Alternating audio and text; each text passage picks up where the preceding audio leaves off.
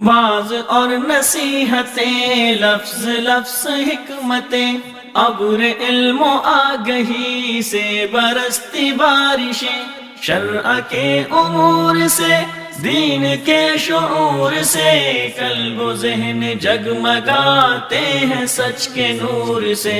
خطبہ جمعۃ المبارک،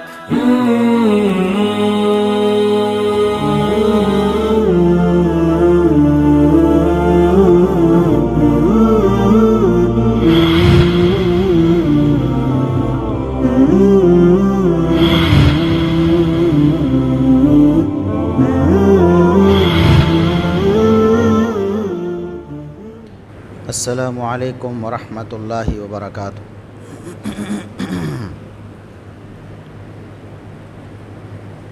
ان الحمد للہ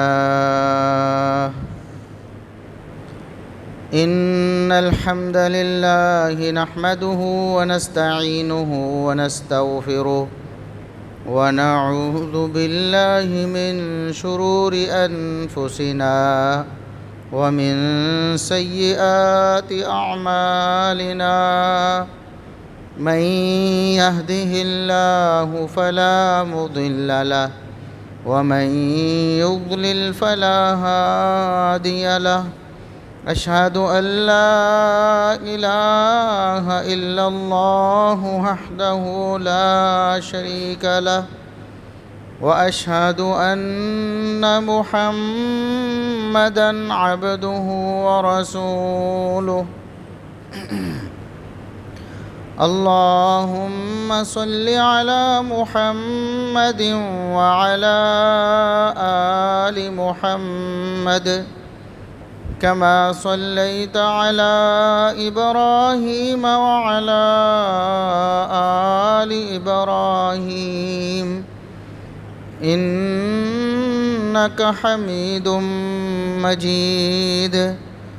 اللهم بارك على محمد وعلى آل محمد كما باركت على إبراهيم وعلى آل إبراهيم إنك حميد مجيد۔ أما بعد، فيا أيها الناس، ألا إن خير الحديث كتاب الله، وخير الهدي هدي محمد صلى الله عليه وسلم، وشر الأمور محدثاتها، وكل محدثة بدعة، وكل بدعة ضلالة۔ أعوذ بالله السميع العليم من الشيطان الرجيم، من همزه ونفخه ونفثه، بسم الله الرحمن الرحيم۔ قل بفضل الله وبرحمته فبذلك فليفرحوا هو خير مما يجمعون۔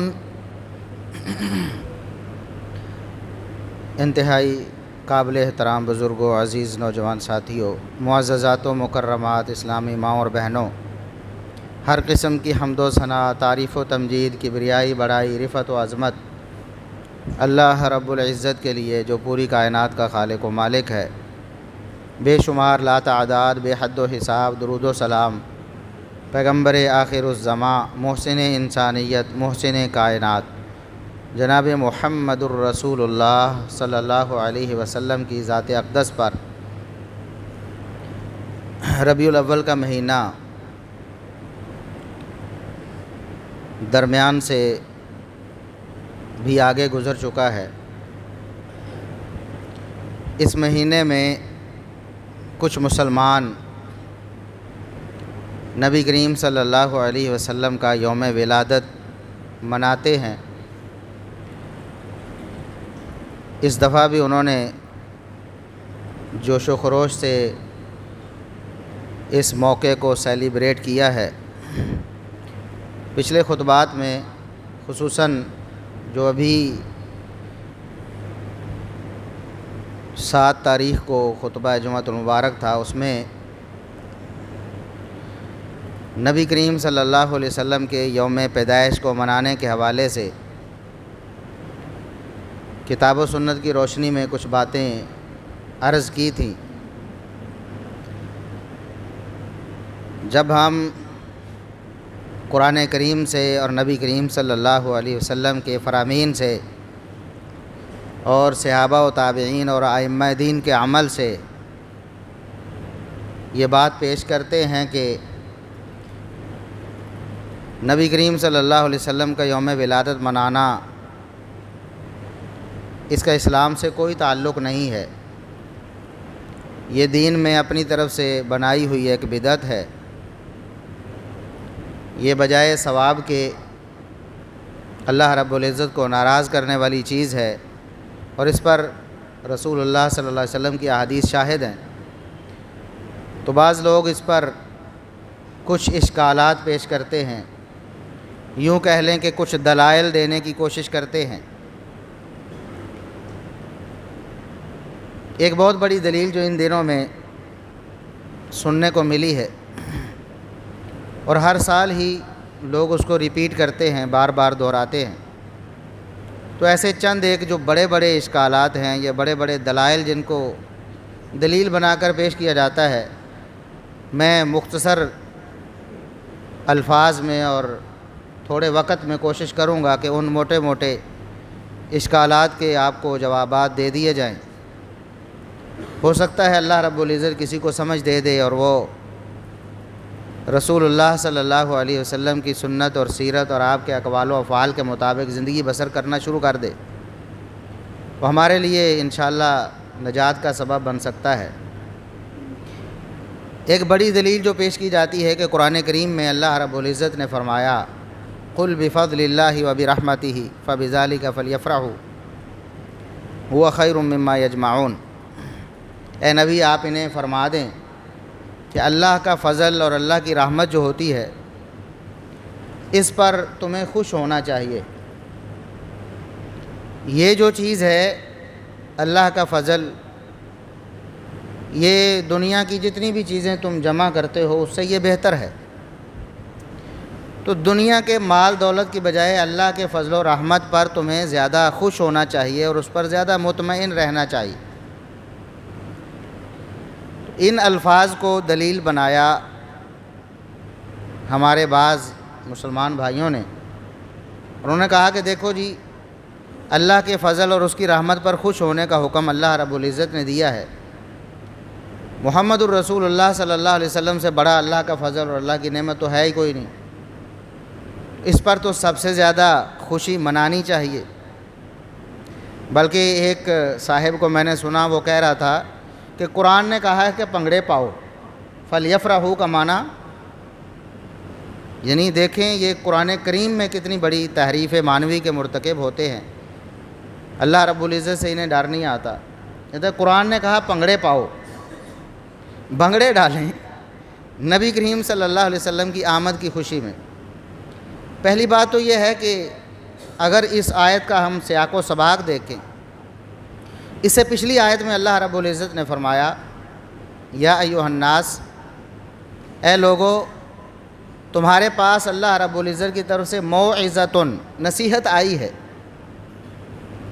تمہارے پاس اللہ رب العزت کی طرف سے ایک نصیحت آئی ہے، وشفاء لما فی الصدور، اور ایسی چیز آئی ہے جو سینوں میں موجود جو گمراہیاں ہیں یا درد ہیں ان کے لیے شفا ہے۔ اور آپ سب کو معلوم ہے، ہر مسلمان کو معلوم ہے کہ اللہ رب العزت نے موعظت اور شفا قرآن کریم کو قرار دیا ہے۔ قرآن کریم کے دیگر مقامات آپ پڑھ لیں تو اللہ رب العزت نے قرآن کو شفا کہا کہ یہ جو قرآن ہے نا، شفاء للناس، یہ لوگوں کے لیے شفا ہے۔ اور موعظت، نصیحت بھی یہی ہے جو محمد الرسول اللہ صلی اللہ علیہ وسلم اپنی امت کو دے کے گئے ہیں، یہ نصیحت ہے قیامت تک کے آنے والے لوگوں کے لیے۔ تو یہاں تو اللہ رب العزت قرآن کریم کا تذکرہ فرما رہے ہیں کہ قرآن کریم تمہارے پاس نصیحت بن کے آیا ہے اور یہ تمہارے لیے تمہارے دل کے روگوں کے لیے شفا بن کے آیا ہے۔ اور آگے اللہ رب العزت نے فرمایا بفضل اللہ و برحمتہ فبذالک فلیفرحوا، اس اللہ کے فضل اور رحمت پر تمہیں خوش ہونا چاہیے۔ اور اسی بات کو اللہ رب العزت نے قرآن کریم میں دوسرے مقام پر بھی ذکر فرمایا، سورہ رعد میں فرمایا کہ جو اہل کتاب ہے، جن کو اللہ رب العزت نے کتاب دی ہے، یفرحون بما انزل الیک، وہ آپ پر نازل کردہ جو تعلیمات ہیں ان سے خوش ہوتے ہیں۔ جنہوں نے حقیقی طور پر پہچان لیا ہے کہ واقعی آپ صلی اللہ علیہ وسلم اللہ کی وحی لے کر آئے ہیں اور وہ جانتے ہیں، اس بات کو پہچانتے ہیں، تو وہ خوش ہوتے ہیں۔ اب مجھے بتائیں کہ اللہ رب العزت کی طرف سے جب رسول اللہ صلی اللہ علیہ وسلم پر وحی نازل ہوتی تھی تو کیا صحابہ کرام بھنگڑے ڈالا کرتے تھے؟ وحی نازل ہونے پہ خوش ہونے کا ذکر ہے، وہی اللہ کے فضل و رحمت پہ خوش ہونے کا ذکر ہے۔ خوش ہونا اور خوشی منانا دو الگ الگ چیزیں ہیں۔ چلو خوشی منانا بھی آپ کر لیں، یہ ترجمہ بھی بنا لیں خوشی منانا، تو بھنگڑے ڈالنا یہ کہاں سے آ گیا ہے؟ اور پھر یہ قرآن کریم کے بارے میں ہے جو اللہ رب العزت نے فرمایا ہے۔ تو قرآن کریم کے نزول پہ تو آپ جھنڈیاں نہیں لگاتے ہیں، بھنگڑے نہیں ڈالتے ہیں، بتیاں نہیں لگاتے ہیں، جلوس اور ریلیاں نہیں نکالتے ہیں۔ تو رسول اللہ صلی اللہ علیہ وسلم کے یوم پیدائش پہ کیوں ایسا کرتے ہیں؟ حالانکہ قرآن کریم کی یہ آیت رسول اللہ صلی اللہ علیہ وسلم نے سب سے پہلے جبریل امین سے سنی ہے، پھر آپ صلی اللہ علیہ وسلم نے ابو بکر و عمر و عثمان و علی رضی اللہ عنہم اور تمام صحابہ کو آپ نے سنائی ہے۔ صحابہ کرام اس آیت کو پڑھتے سنتے یاد کرتے رہے ہیں اور اس پر عمل کرتے رہے ہیں، اور پھر آگے تابعین کو سکھا کر اور پڑھا کر گئے ہیں، یاد کروا کر گئے ہیں۔ پھر تابعین، تبع تابعین اور ائمہ دین، کسی نے اس آیت سے یہ مراد نہیں لیا کہ رسول اللہ صلی اللہ علیہ وسلم کے یوم پیدائش پہ آپ نے بھنگڑے ڈالنے ہیں یا آپ نے عید منانی ہے۔ ایک تو یہ بات ہے کہ رسول اللہ صلی اللہ علیہ وسلم اللہ رب العزت کی نعمت ہے، اس میں کوئی شبہ نہیں، اللہ رب العزت کا احسان ہے، اس میں کوئی شبہ نہیں، لیکن اللہ رب العزت کے اس احسان کا جو شکریہ ادا کرنے کا طریقہ وہ محمد الرسول اللہ صلی اللہ علیہ وسلم کی سنت کی پیروی اور آپ کی سیرت کی پیروی ہے، نہ کہ آپ کے یوم پیدائش پہ عیسائیوں کی طرح ایک دن منا لینا، جس طرح عیسائی عیسیٰ علیہ السلام کی پیدائش پہ کرتے ہیں۔ مسلمانوں نے دیکھا دیکھی ان کی طرف سے یہ چیز دیکھی اور اس پر عمل شروع کر دیا اور سمجھا کہ عیسیٰ علیہ السلام سے محبت میں وہ کرتے ہیں تو ہم اپنے نبی سے محبت میں یہ کیوں نہ کریں۔ حالانکہ ہمیں اللہ کے رسول صلی اللہ علیہ وسلم نے بڑی سختی سے منع فرمایا ہے کہ یہود و نصارہ کے جو مذہبی شعار ہیں تم نے ان میں ان کی پیروی قطعاً نہیں کرنی، بالکل ان کی پیروی حرام ہے، بلکہ فرمایا من تشبہ بقوم فہو منہم، جس نے غیر مسلموں سے تشبیہ اختیار کی، ان سے مشابہت اختیار کی، ان کا شمار بھی انہی میں سے ہو جائے۔ اور ایک اور بہت بڑی دلیل جو ان دنوں میں ہمارے سامنے پیش کی گئی، لوگوں نے اس کو بہت زیادہ اپنے سامنے لوگوں کے سامنے پیش کر کے میلاد ثابت کرنے کی کوشش کی۔ کہتے ہیں کہ نبی کریم صلی اللہ علیہ وسلم کی آمد کی خوشی میں صحابہ کرام نے استقبال کیا تھا، جلوس نکالا، ریلی نکالی، نعرے لگائے۔ جیسے کہ صحیح مسلم میں ہے کہ رسول اللہ صلی اللہ علیہ وسلم جب ہجرت کر کے مدینہ تشریف لائے تو صحابہ کرام نوجوان بھی، بوڑھے بھی، بچے بھی، ظاہر ہے آپ صلی اللہ علیہ وسلم کی تشریف آوری پر بہت خوش ہوئے، آپ کا استقبال کیا انہوں نے۔ وہ کہتے ہیں کہ یہ دلیل ہے کہ رسول اللہ صلی اللہ علیہ وسلم کی آمد کی خوشی منانی چاہیے، اور اس میں ریلیاں اور جلسے، جلوس اور اس طرح گلیوں میں اکٹھا ہونا یہ تو حدیث سے ثابت ہو گئے۔ اب دیکھیں کہ رسول اللہ صلی اللہ علیہ وسلم مدینہ میں تشریف لائے، مہمان جب آتا ہے تو آپ بھی استقبال کرتے ہیں، ہم بھی استقبال کرتے ہیں، اور رسول اللہ صلی اللہ علیہ وسلم کی سنت ہے کہ مہمان کو آگے جا کے ریسیو کرنا اور پھر مہمان کو الوداع کہنا، یہ اس کی تکریم ہے اور اس کی عزت ہے، یہ اور ہمیں اس کی تعلیم دی گئی ہے کہ مہمانوں کی عزت کرو۔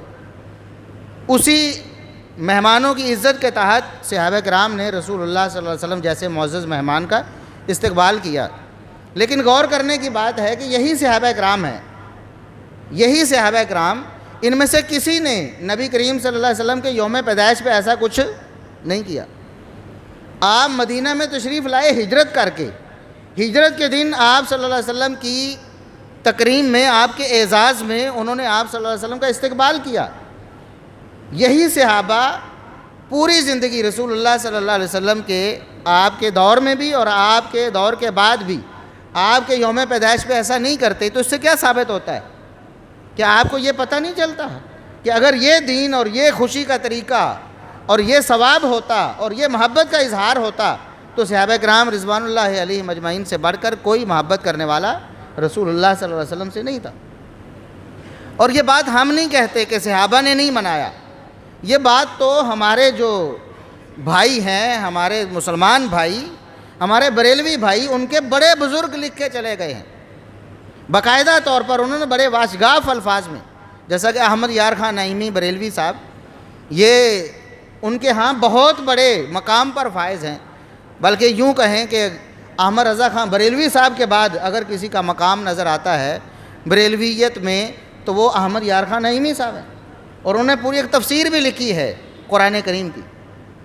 تو انہوں نے اپنی کتاب میں بڑے واضح الفاظ میں یہ لکھا ہے، اپنے علماء سے نقل کیا اور اس بات کو تسلیم کیا کہ لم یفعلہ احد من القرون الثلاثہ، کہ پہلے 300 سال صحابہ، تابعین، تبع تابعین کے دور تینوں گزر گئے، لیکن ان تینوں ادوار میں، صحابہ کے دور میں، تابعین کے دور میں، تبع تابعین کے دور میں، کسی ایک مسلمان نے بھی رسول اللہ صلی اللہ علیہ وسلم کے یوم پیدائش کو منایا نہیں۔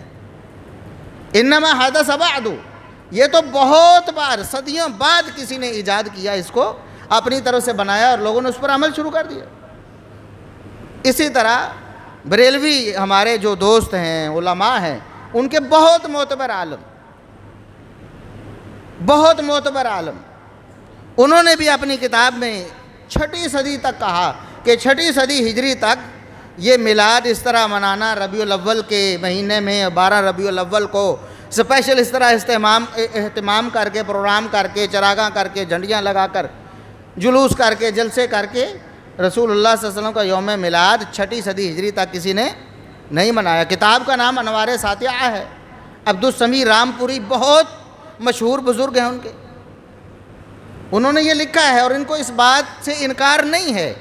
پھر کیوں یہ کہتے ہیں کہ میلاد کی دلیل ہم صحابہ سے پیش کرتے ہیں، جبکہ مان چکے ہیں کہ صحابہ نے میلاد نہیں منایا ہے۔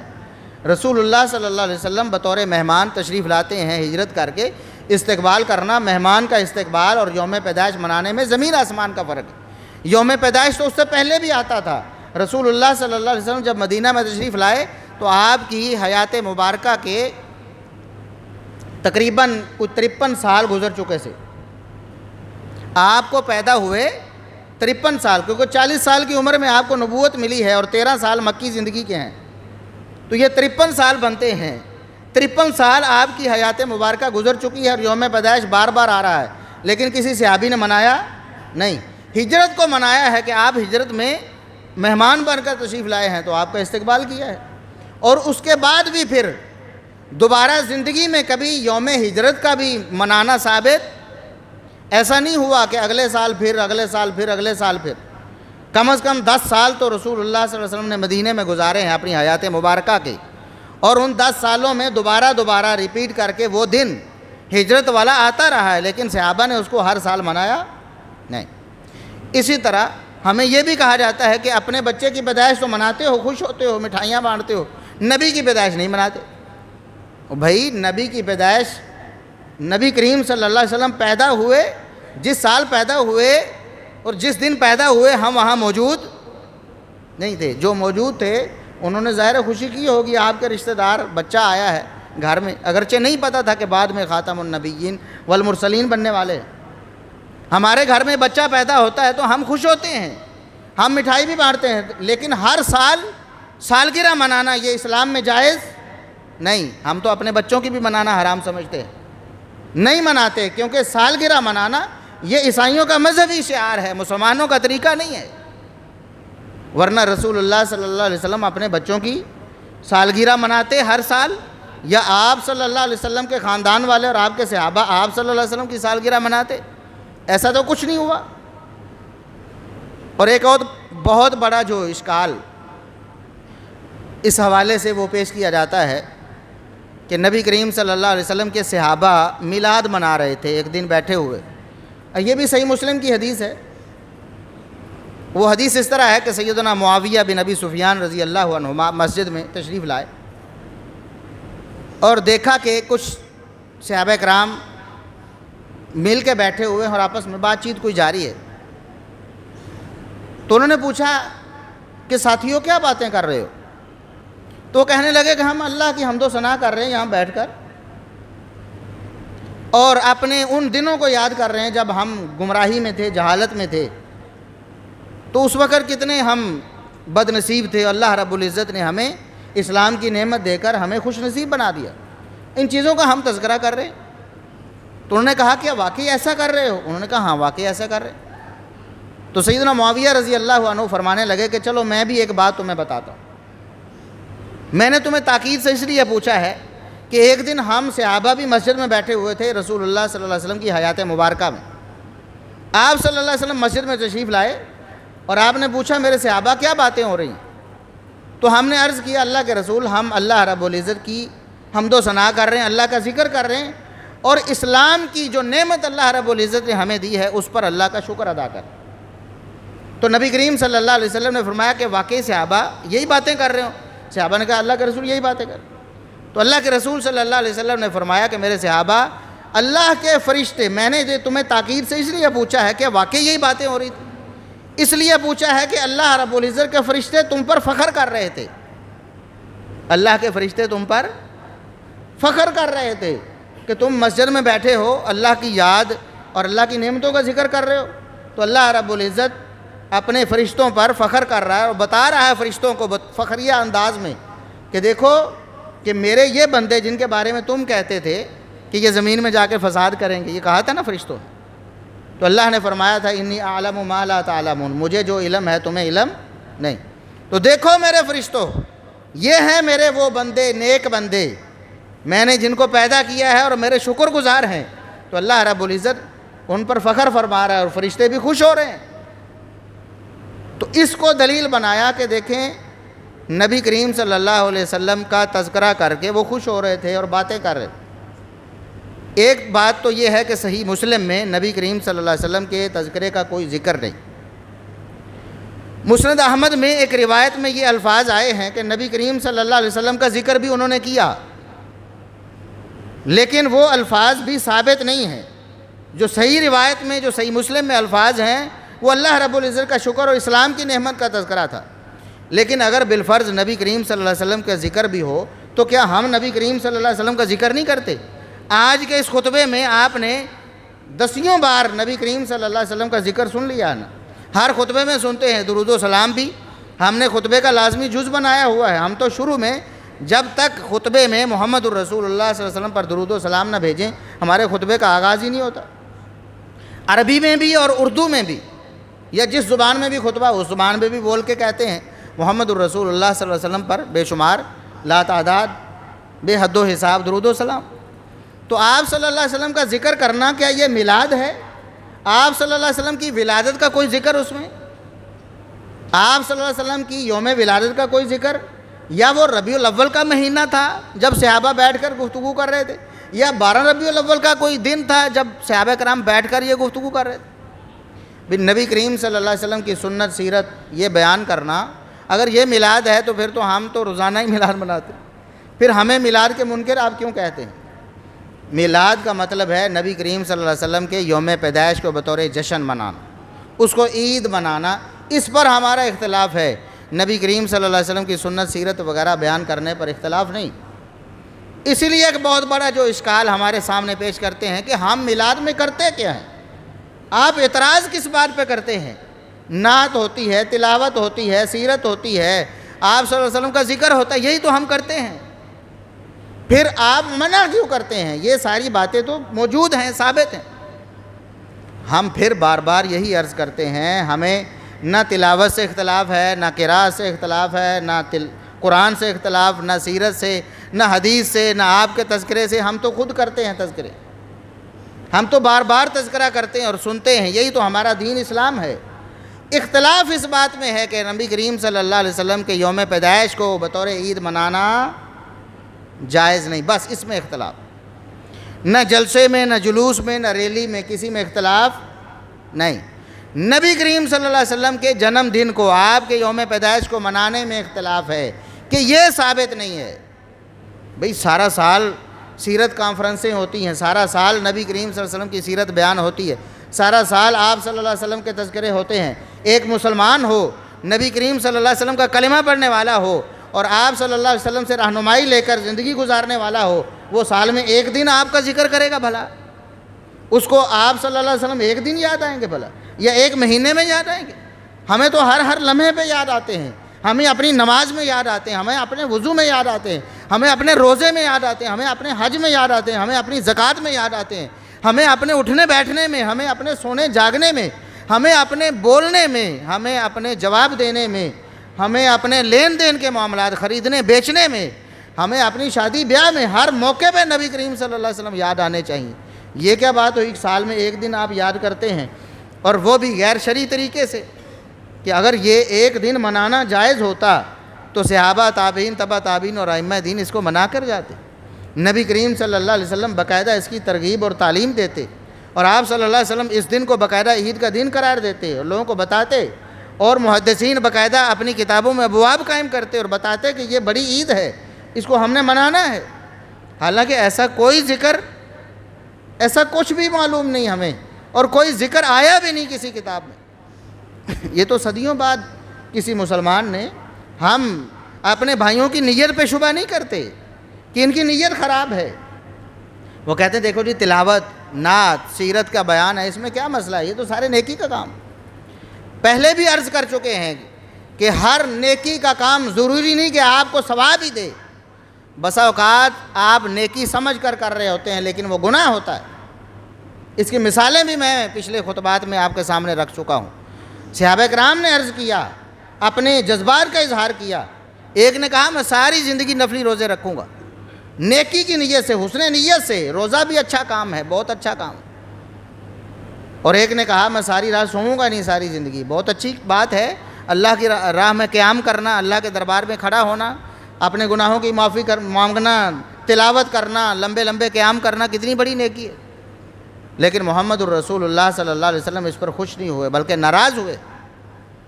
اور سیدنا عبداللہ ابن عمر رضی اللہ عنہما، ان کا واقعہ جو جامع ترمذی میں موجود ہے، ایک شخص کو دیکھا، اس نے چھینک ماری، چھینک مارنے کے بعد اس نے کہا الحمدللہ والسلام علی رسول اللہ، میں اللہ کا شکر کرتا ہوں اور رسول اللہ صلی اللہ علیہ وسلم پر سلام بھیجتا ہوں۔ عبداللہ ابن عمر رضی اللہ عنہما نے اسے روک لیا، فرمایا کہ میں بھی اللہ کا شکر کرتا ہوں اور اللہ کی حمد کرتا ہوں اور نبی پر درود و سلام میں بھی بھیجتا ہوں، یہ نہ سمجھو کہ میں تمہیں درود و سلام سے روک رہا ہوں، نبی پر درود پر بھیجنے سے روک رہا ہوں۔ عبداللہ بن عمر جو صحابی رسول ہیں وہ فرماتے ہیں کہ درود و سلام کا میں منکر نہیں ہوں، لیکن ولیس ہاکذا علمنا رسول اللہ صلی اللہ علیہ وسلم، اس موقع پر اس طرح پڑھنا ہمیں رسول اللہ صلی اللہ علیہ وسلم نے سکھایا۔ ہمیں جو سکھایا گیا ہے وہ یہ ہے الحمدللہ علی کل حال، چھینک مارنے کے بعد نبی پر سلام پڑھنا ہمیں نہیں سکھایا گیا، لہذا اس موقع پر نہ پڑھو، چھینک مارو اور مسنون دعا پڑھو، اس کے بعد 70 دفعہ درود پڑھو یا 700 دفعہ، ہمیں کیا مسئلہ ہے۔ درود پڑھنے سے روکنا مقصود، سیرت بیان کرنے سے روکنا مقصود نہیں ہے، تلاوت اور نعت سے روکنا مقصود نہیں ہے، مقصود وہ غیر شرعی کام سے روکنا ہے جو کہ رسول اللہ صلی اللہ علیہ وسلم اور صحابہ سے ثابت نہیں۔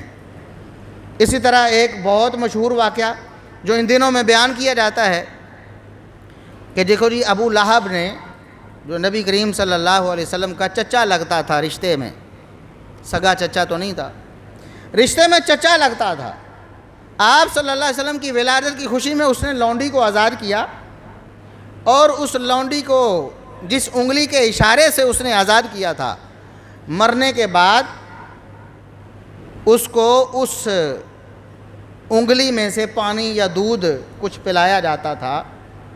دیکھیں ابو لہب اگر خوشی منائے نبی کی ولادت کی، اس کو اللہ رب العزت اس کا ثواب دیں یا اس کا بدلہ دیں، اچھا، تو ہم مسلمان اگر مناتے ہیں تو پھر کیوں روکا کیوں جاتا؟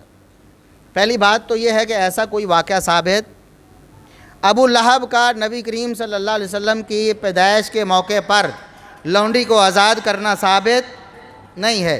امام بخاری رحمۃ اللہ علیہ نے صحیح بخاری میں اس روایت کو بغیر سند کے درج کر کے یہ بتایا ہے کہ اس روایت کی کوئی سند، یہ بے سند ہے، اس کا کوئی ثبوت نہیں۔ دوسری بات،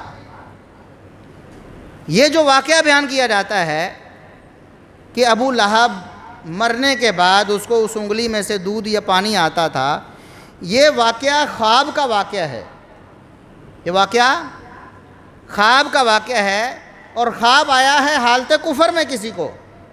ایک صحابی جس نے بیان کیا، عباس رضی اللہ عنہ، ان کی طرف منسوب ہے، حالانکہ ویسے یہ بات ثابت ہی نہیں، لیکن اگر اس واقعے کو ثابت بھی مانا جائے تو عباس رضی اللہ عنہ کو جس دور میں خواب آیا ابو لہب کے مرنے کے بعد، وہ دور ان کا کفر کا دور ہے، اس وقت وہ مسلمان نہیں ہوئے۔ مسلمان ہو اس کا خواب بھی یقینی اور قطعی ہو سکتا نہیں۔ مطلب ہم مسلمان ہیں، ہمیں خواب آتا ہے، سچا بھی ہو سکتا ہے اور جھوٹا بھی ہو سکتا ہے، حقیقی بھی ہو سکتا ہے، غیر حقیقی بھی ہو سکتا ہے۔ صرف نبی وہ ذات ہے جس کا خواب وہی ہوتا ہے اور یقینی ہوتا ہے۔ نبی کے علاوہ کسی کا خواب قطعی اور یقینی نہیں ہو سکتا، اور اس پر دین کی بنیاد بنانا، یہ تو خوابوں کا دین ہوا، پھر کتاب و سنت کو تو نہ ہوا نا، خوابوں کا دین ہوا۔ اور خواب دیکھنے والا اس وقت حالت کفر میں ہے تو اس کا خواب حجت اور دین کیسے بن گیا؟ اور اس سے اگلی بات یہ ہے کہ یہ ابو لہب کی سنت ہوئی۔ پھر نبی کریم صلی اللہ علیہ وسلم کے یوم پیدائش پہ خوشی اس طرح منانا، یہ پھر ابو لہب کی سنت ہوئی۔ ہم تو ابو بکر کی سنت کو مانتے ہیں، ہم عمر کی سنت کو مانتے ہیں، ہم عثمان کی، ہم علی کی سنت کو مانتے ہیں، ہم صحابہ کی سنت کو مانتے ہیں، ہم ابو لہب کی سنت کو مانتے نہیں۔ ابو لہب بدبخت تھا۔ اور اگلی بات یہ ہے کہ قرآن کریم نے اس بات کی نفی کی ہے۔ یہ تو ایک منقطع روایت ہے، بے سند روایت ہے، اور ایک خواب ہے، کافر کا خواب ہے، جو اس وقت کافر ہے، بعد میں مسلمان ہوا۔ ہمیں قرآن کیا بتاتا ہے؟ تبت یدا ابی لہب وتب ما اغنی عنہ مالہ وما کسب۔ ابو لہب کے دونوں ہاتھ ٹوٹ جائیں، وہ تباہ و برباد ہو جائے۔ ما اغنی عنہ مالہ وما کسب، نہ اس کے مال نے اسے کوئی فائدہ دیا اور نہ اس کے کسی عمل نے اس کو کوئی فائدہ۔ قرآن نے کہا، اللہ فرماتا ہے ابو لہب کے کسی عمل نے اس کو فائدہ۔ اور یہ منقطع روایت، یہ خواب ایک حالت کفر میں دیکھا گیا، اگر یہ ثابت بھی ہو تب بھی اس کے مقابلے میں قرآن کو چھوڑا جائے گا؟ کیسی کیسی دلیلیں پیش کرتے ہیں۔ یہ دلائل ہیں جن کی بنیاد پر میلاد ثابت کیا جاتا ہے۔ اور آپ دیکھیں گے کہ ہر سال کوئی نہ کوئی نئی بات بنا کر پیش کرنے کی کوشش کی جاتی ہے تاکہ لوگوں کو مطمئن رکھا جائے، وہ اس بدعت کو چھوڑنے کے لیے تیار نہ ہو۔ اب یہ دلائل پیش کیے جا رہے ہیں اور ہر سال کوئی نیا نمونہ سامنے آتا ہے۔ جس طرح آپ دیکھتے ہیں کبھی رقص کے دلائل پیش کیے جائے، ناچنے کے دلائل بھی پیش کیے جاتے ہیں۔ ڈاکٹر طاہر القادری صاحب کی ویڈیوز آپ کے سامنے ہیں، وہ کہتے ہیں نعوذ باللہ ثم نعوذ باللہ، صحابہ بھی ناچتے تھے، صحابہ رقص کرتے تھے، نعوذ باللہ ثم نعوذ۔ اب ایسے لوگوں سے کیا بعید ہے کہ صحابہ پر میلاد کا کوئی الزام لگا دیں کہ انہوں نے میلاد بنایا ہے، صحابہ کرام نے؟ حالانکہ خود ان کے علماء مان کے گئے ہیں کہ 600 سال تک میلاد منایا نہیں گیا۔ اور آخری بات میں یہاں کرتا ہوں، خطبے کا وقت ختم ہو رہا ہے۔ کہتے ہیں کہ نبی کریم صلی اللہ علیہ وسلم نے اپنا میلاد خود منایا۔ ان کے علماء تو کہتے تھے کہ 300 سال تک یا 600 سال تک میلاد نہیں منایا، لیکن آج یہ ہمیں بتا رہے ہیں کہ نبی پاک صلی اللہ علیہ وسلم اپنا میلاد خود بناتے تھے۔ کیسے بھئی؟ کہتے صحیح مسلم کی حدیث ہے، نبی کریم صلی اللہ علیہ وسلم سے پوچھا گیا آپ سوموار کا روزہ کیوں رکھتے ہیں؟ آپ سوموار کا روزہ کیوں رکھتے ہیں؟ تو آپ نے فرمایا اس دن میں پیدا ہوا تھا اس لیے میں روزہ رکھتا ہوں۔ لہٰذا ثابت ہوا کہ نبی پاک بھی اپنا میلاد مناتے تھے۔ پہلی بات تو یہ ہے کہ پوری حدیث انہوں نے پوری حدیث یہ ہے کہ نبی کریم صلی اللہ علیہ وسلم سے جب پوچھا گیا کہ آپ سوموار کو روزہ کیوں رکھتے ہیں تو آپ نے فرمایا ذاک یوم ولدت فیہ وبعثت فیہ، یہ دن ہے جس میں مجھے اللہ نے پیدا بھی کیا اور مجھے مبعوث بھی، مجھے نبوت بھی اسی دن ملی ہے، میری پیدائش بھی اسی دن ہوئی ہے اور میری نبوت بھی یعنی ایک سبب نہیں دو، نبی اسی دن پیدا ہوئے ہیں اور اسی دن نبوت ملی ہے، اسی دن نبوت ملی ہے۔ وہ کون سا دن ہے؟ بولے نا، حدیث میں کیا ہے؟ نبی پاک نے فرمایا سوموار والے دن میں پیدا ہوں اور سوموار والے دن مجھے نبوت ملی ہے۔ اور اس سال کس دن پیدا ہوئے؟ ابھی جو میلاد منایا ہے اتوار والے دن۔ بھئی نبی پاک صلی اللہ علیہ وسلم کے طریقے کے مطابق اگر اس کو میلاد منانا کہیں، چلو ہم تھوڑی دیر کے لیے آپ کی بات مان لیتے ہیں کہ یہ میلاد منانا تھا، تو نبی کریم صلی اللہ علیہ وسلم روزہ رکھتے ہیں اور آپ سبیلیں لگاتے ہیں۔ نبی کریم صلی اللہ علیہ وسلم روزہ رکھیں اور آپ عید منائیں، اور آپ کو پتہ ہے عید والے دن روزہ اور روزے والے دن عید۔ ہماری عید کب ہوتی ہے؟ جب روزے ختم ہوتے۔ عید والے دن روزہ نہیں ہوتا اور روزے والے دن عید نہیں ہوتی۔ کتنی چھوٹی سی بات ہے، سمجھتے نہیں ہیں۔ اور آپ صلی اللہ علیہ وسلم فرماتے ہیں کہ میں سوموار والے دن پیدا ہوا ہوں، سوموار والے دن ہی اللہ نے مجھ کو نبوت دی ہے۔